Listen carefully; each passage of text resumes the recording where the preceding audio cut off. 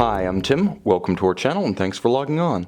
Today we're discussing the last hurrah for the great 5-digit reference Rolex Oyster Perpetual Sea-Dweller.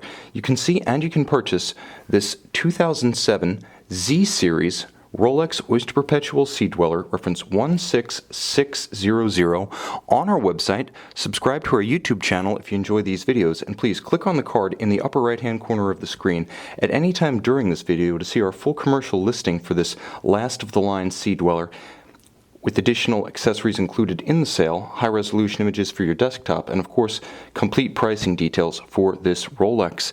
Now, of course, in 2008, the Deep Sea arrived, and the 5-digit 40mm case Sea-Dweller was no more, at least for a little while. But while it was later revived in a 40mm format, the perfect proportions of the original 5-digit model were never precisely recapitulated by the 116600. This watch remains a work unto itself, and as the last of the line, it also represents the best and most deluxe of the line.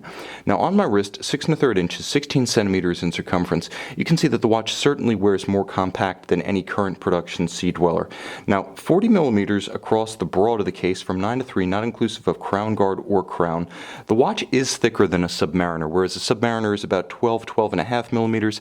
This one's solidly 14.5, but not overwhelming, not by the standards of modern sports watches.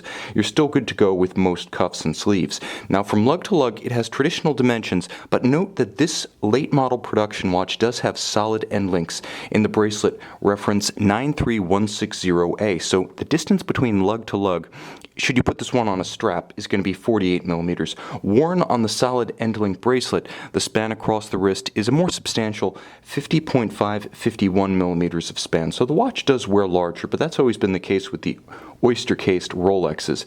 Now, it has substantial heft to it, but this is the last of the hollow center link bracelets in the Sea-Dweller line and the last of the stamped clasps. Fortunately, if you're going to get the last of the line, you also enjoy the benefit of having a relatively recent production piece, meaning that there is almost no stretch wear, honestly, no discernible wear and tear of any kind on this particular clasp short of my fingerprints.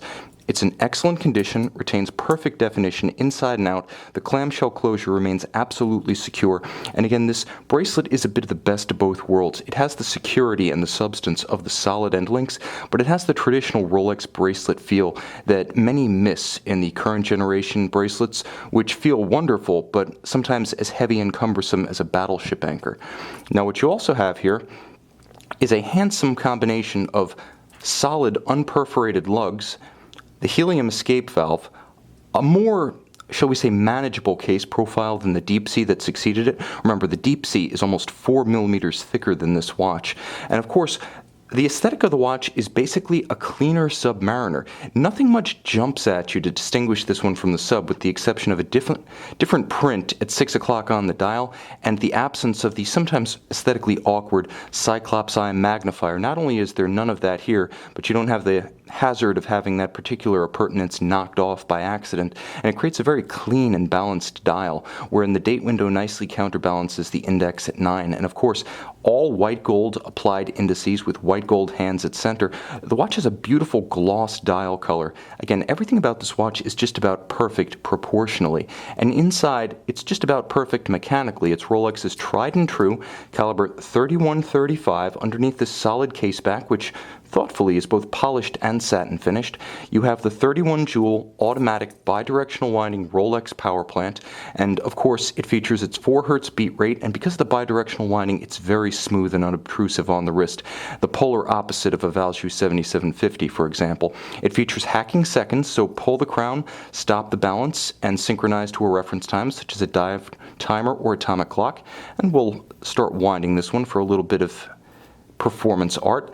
It also features a full balance bridge, which is important because anchored at both sides of the balance wheel, that provides attenuation of shock and makes it better suited as a sports watch caliber. It also features a free-sprung balance with a handmade Breguet overcoil hairspring that allows you to resist positional or gravitationally induced timing deviation, and of course, because of the free-sprung architecture, it's more resistant to shock-induced timing deviation and better takes a regulation from your watchmaker.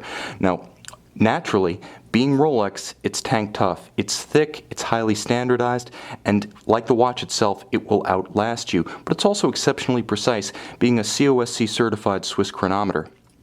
Everything about this watch, from its traditional profile to the traditional feel of the timepiece on the wrist, to the beautifully made clasp retaining all of its definition, gloss, and satin surfaces, speaks to a transitional period in the history of Rolex.